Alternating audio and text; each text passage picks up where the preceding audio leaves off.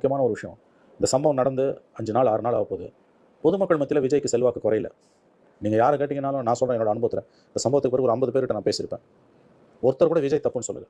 திருவாளர் பொதுஜனம் கவர்மெண்ட் தான் தப்பு, திமுக தப்பு பண்ணிடுச்சு, செந்தில் பாலாஜி பண்ணியிருப்பாரு, இப்படி தான் சொல்கிறாங்களே ஒழிய பொதுமக்களுடைய கருத்து விஜய் மேலே நான் அறிந்த வரையில் கடந்த இந்த சனிக்கிழமை நடந்தது. ஞாயிறு, திங்கள், செவ்வாய், புதன், இன்னைக்கு காலையில் கூட பேசணும்.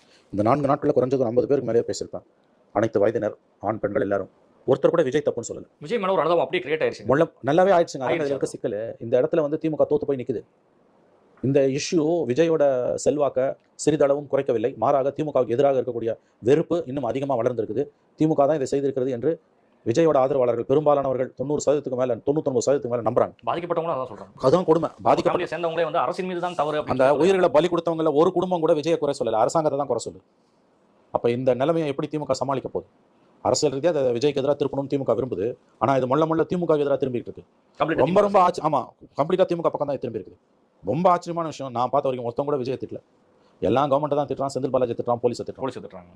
விஜய் மீது வந்து ஒரு கார்னர் வந்து அப்படியே மாறி 1% ஒரு ஆள் கூட, ஒரு நபர் கூட விஜய் தப்புங்கன்னு சொல்லல. நம்ம தான் பேசுறோம் ஜேர்னலிஸ்ட் விஜய் மேல தப்பு இருக்குன்னு.